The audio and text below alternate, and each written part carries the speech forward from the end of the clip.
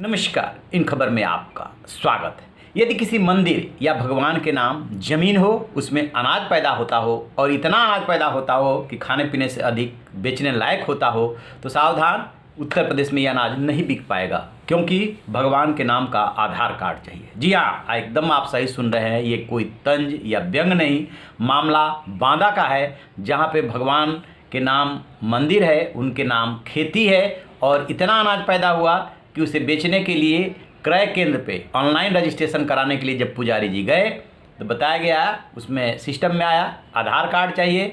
फिर इन्होंने एसडीएम से संपर्क किया और एसडीएम ने कहा कि आधार कार्ड तो चाहिए, नीति तो शासन बनाता है। तो उन्होंने कहा कि मैं अपना अनाज कैसे बेचूं, पिछले साल तक तो ये दिक्कत नहीं आ रही है। तो कहा कि मैं इसमें क्या करूँ, जरा सुनिए एक रिपोर्ट। ये मामला है उत्तर प्रदेश के बांदा जिले में खुरहंड स्थित राम जानकी विराजमान मंदिर का, और इसके मालिक जो है ज़मीन के, वो हैं भगवान। जानकारी के मुताबिक मंदिर के नाम करीब 7 हेक्टेयर ज़मीन है। 5 बीघा ज़मीन पर गेहूं, चना, मटर और धान की खेती की जाती है। इस बार करीब 100 क्विंटल गेहूं पैदा हुआ है।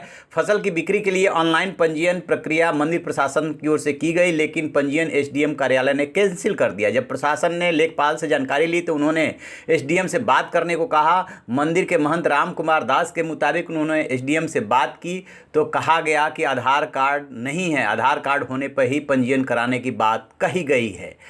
फिर बताया गया कि उन्होंने मंदिर के महंत जो बता रहे हैं कि बीते वर्ष करीब 1.5 कुंटल धान की फसल सरकारी क्रय पर की गई थी। मंदिर प्रशासन ये भी कहता है कि वर्षों से फसल को क्रय केंद्र पे बेचते आ रहे हैं, लेकिन कभी आधार कार्ड की बाध्यता नहीं थी।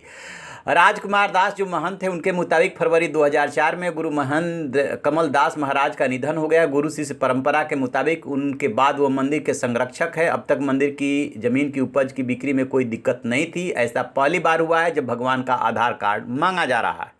सिर्फ एक मंदिर के सामने ये दिक्कत नहीं है। चित्रकूट धाम मंडल के 34 मंदिरों में 445 हेक्टेयर जमीन में पैदा हुए गेहूं की बिक्री सरकारी केंद्र पर अटक गई है। अधिकारियों ने बगैर रजिस्ट्रेशन गेहूं खरीदने से मना कर दिया है। कहा है कि मंदिरों से संबद्ध जमीनों का गेहूं खरीदने को रजिस्ट्रेशन होना अनिवार्य है, जबकि रजिस्ट्रेशन के लिए आधार कार्ड जरूरी है। चित्रकूट धाम मंडल के सरकारी खरीद केंद्रों में इन दिनों गेहूं की खरीद चल रही है। शासनादेश और सिस्टम की दिक्कत ये है कि गेहूं किसान का ही खरीदा जाएगा, ऐसा शासनादेश है। रजिस्ट्रेशन के दौरान जिसके नाम ज़मीन है उसे अपना आधार देना होगा। यदि किसी तरह रजिस्ट्रेशन हो गया तो वो सत्यापन नहीं करेंगे। कंप्यूटर में ऊपर से ही ये व्यवस्था है कि रजिस्ट्रेशन में सॉफ्टवेयर ज़मीन मालिक का आधार मांगता है। आधार नहीं है तो रजिस्ट्रेशन ही नहीं होता है। इसकी जानकारी अधिकारियों को दे दी गई है।